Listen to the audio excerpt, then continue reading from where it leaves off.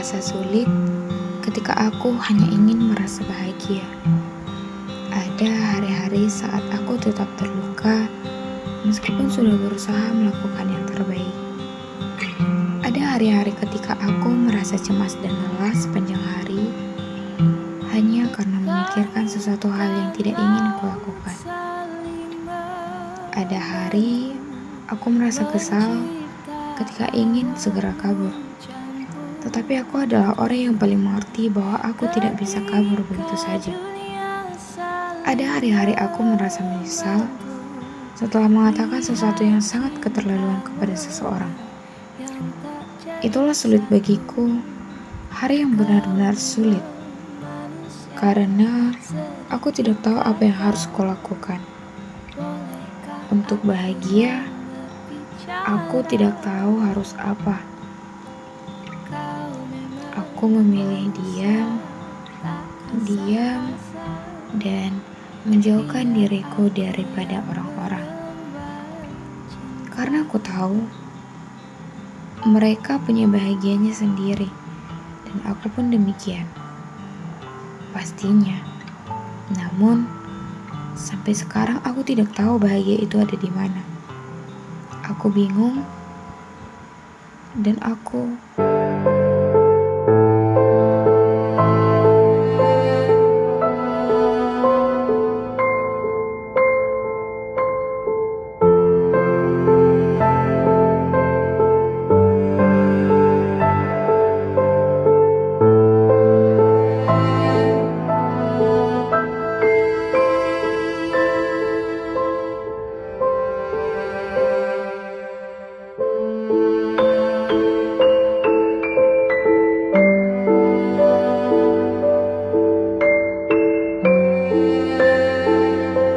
kesehatan mental di kalangan remaja bukan lagi masalah individu, melainkan fenomena sosial yang perlu perhatian.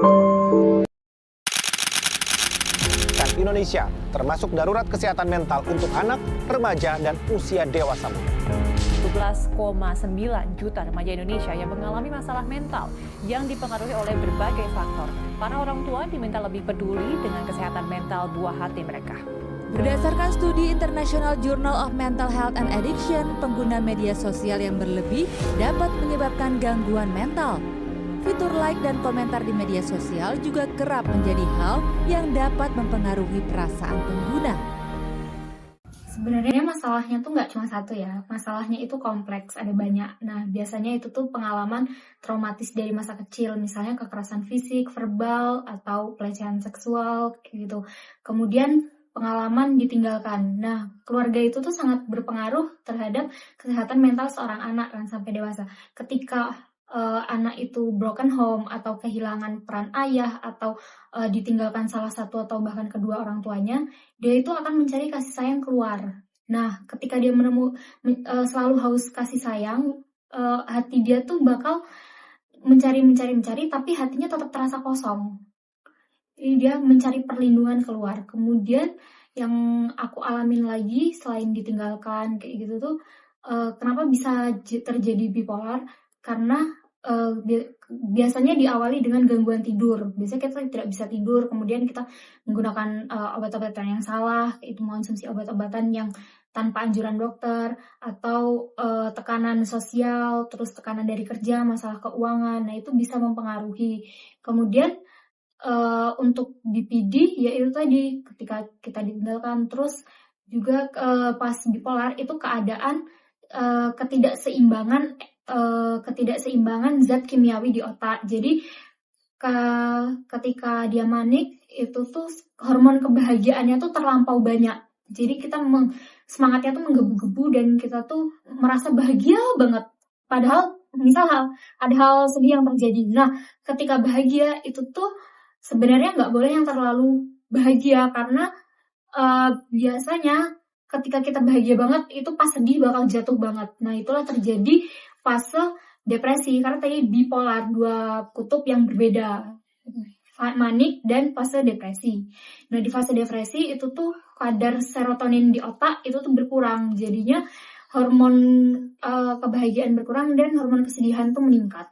Kalau dampaknya yang pasti mempengaruhi seluruh, aktivitas seharian ya, dan hubungan interpersonal pun jadinya tidak stabil.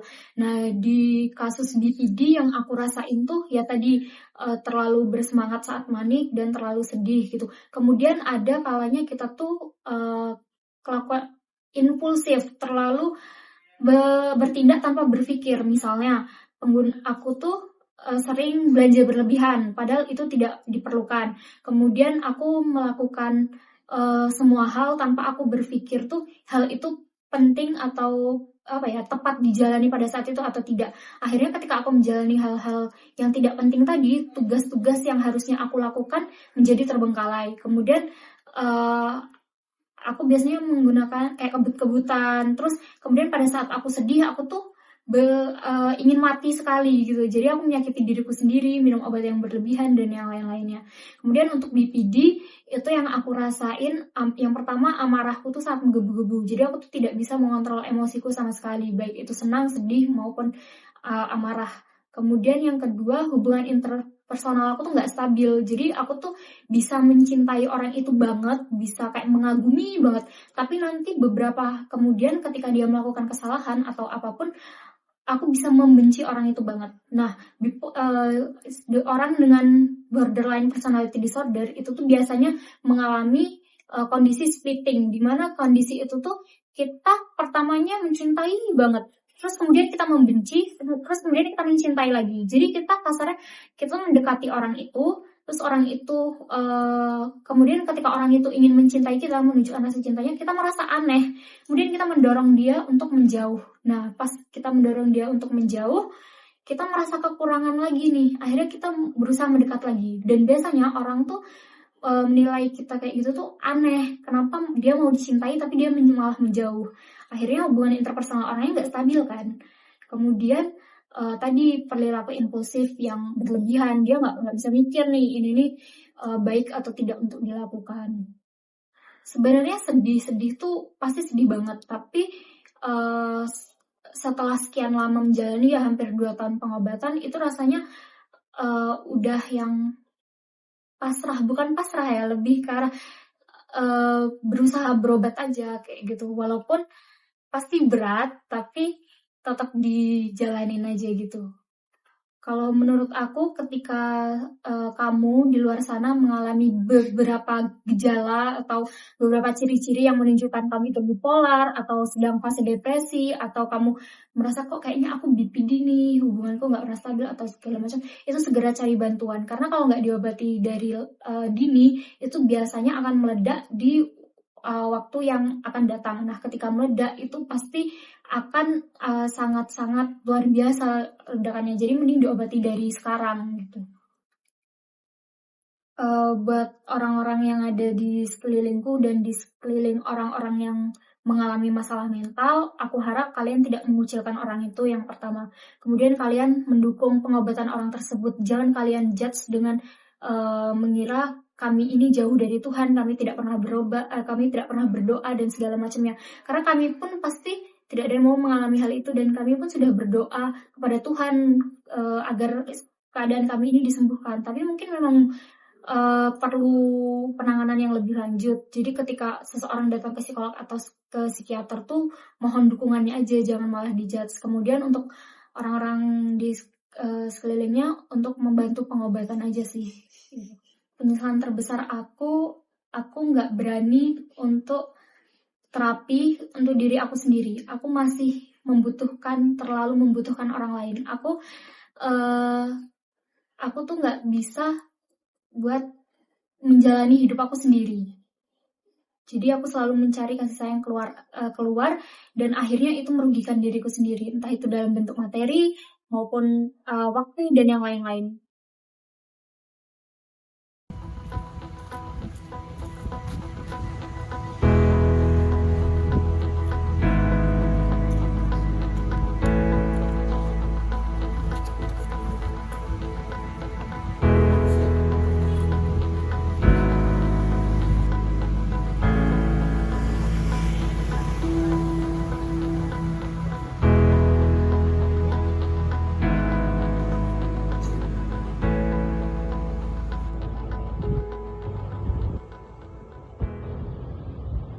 Ya, sebenarnya kalau anak muda sekarang itu sering menggaungkan ya tentang mental health, itu adalah satu hal yang positif sebenarnya. Kenapa jadi hal positif? Artinya menunjukkan bahwa anak-anak muda zaman sekarang itu sudah punya kesadaran akan kesehatan mentalnya dia gitu. Karena dengan adanya kesadaran, artinya dia tahu nih kira-kira dia punya permasalahan atau tidak, setidaknya ya dengan kondisi mentalnya dia, dan bisa lebih kalau misalnya ada kondisi kesehatan mental yang nggak baik-baik aja, dia bisa jadi akan mencari bantuan gitu.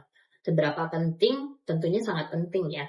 Menjaga mental health bukan cuma anak muda, tapi sepanjang pertumbuhan atau perkembangan usia kita, tentunya menjaga mental health itu adalah menjadi satu hal yang sangat penting.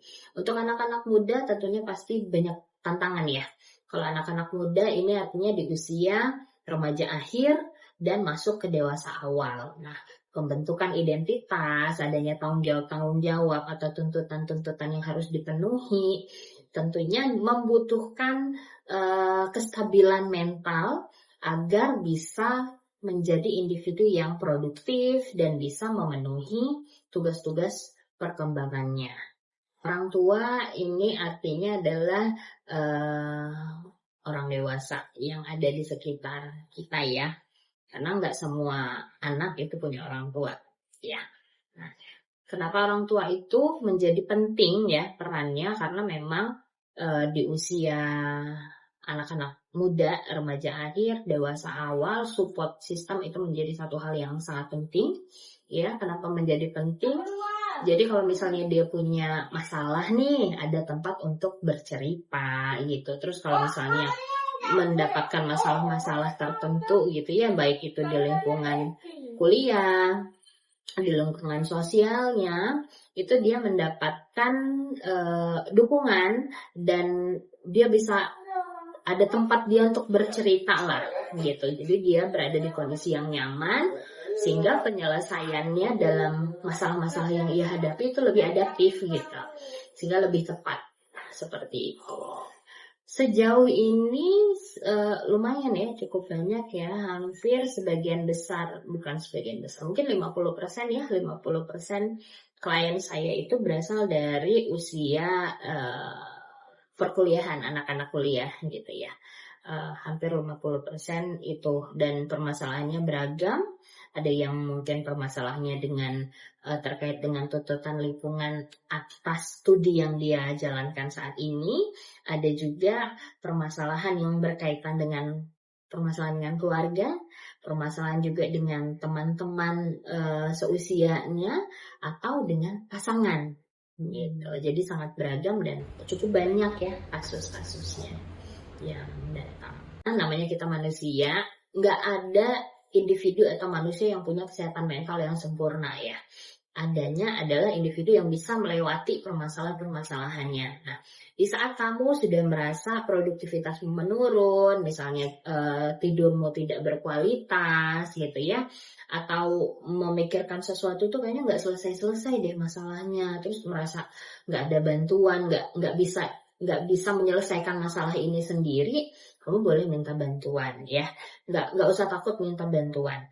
Terus juga jangan self-diagnose. Ya, perkembangan media sosial saat ini jadi satu hal yang positif sebenarnya. Namun saat kamu melihat informasi-informasi yang banyak itu dan akhirnya mengambil kesimpulan, wah kayaknya aku mengalami ini nih, kayaknya aku mengalami kecemasan, kayaknya aku mengalami gangguan psikologis tertentu gitu, sesuai dengan apa yang muncul di media sosial ya, tanda-tanda kamu mengalami gitu. Nah, itu bisa menjadi warning, sebenarnya memang jadi hal positif, menjadi warning dari kita bahwa oh ya, saya merasakan hal ini nih, artinya apa yang harus saya lakukan, bagaimana saya bisa menghadapinya, kalau memang saya tidak bisa menghadapinya saya harus cari bantuan nih gitu. Karena self-diagnosis itu berbahaya, nanti akan memperburuk kondisimu, karena untuk mendiagnosa satu penyakit, satu gangguan psikologis itu butuh pemeriksaan yang cukup kompleks ya. Nah, jadi kalau memang kamu merasa dirimu sedang tidak baik-baik saja, coba ungkapkan dengan orang-orang sekitarmu gitu ya, yang cukup kamu percaya untuk bisa kamu sharing, karena bercerita itu sama kayak ventilasi gitu. Jadi nggak sumpah gitu. Setidaknya kamu coba untuk bercerita dengan orang-orang yang kamu percayai.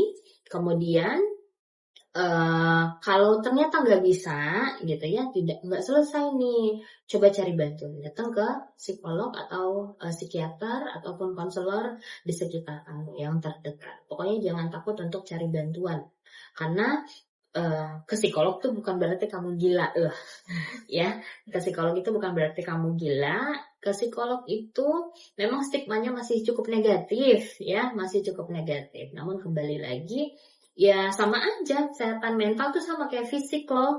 Kalau fisik mah nggak bisa kelihatan ya, oh lukanya di sini, sakitnya di sini. Kalau mental tuh seringkali kita nggak aware gitu, kita abaikan karena nggak kelihatan gitu. Cuman yang terlihatnya itu adalah di produktivitas kita, kayaknya bawaannya sedih terus gitu, atau bangun tuh bukannya seger malah jadinya lemes gitu. Ya kembali lagi ya, memang perbedaan generasi ini agak cukup gapnya agak jauh ya dalam pemahaman sesuatu masalah gitu ya. Kalau terkait dengan kesehatan mental sendiri, kenapa sih terkesannya kayaknya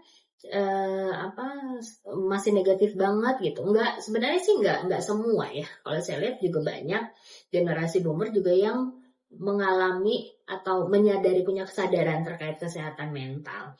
Karena memang kalau zaman dulu mungkin jadi seolah-olah mereka kurang aware gitu ya terhadap kesehatan mental, mungkin karena medianya terbatas gitu ya.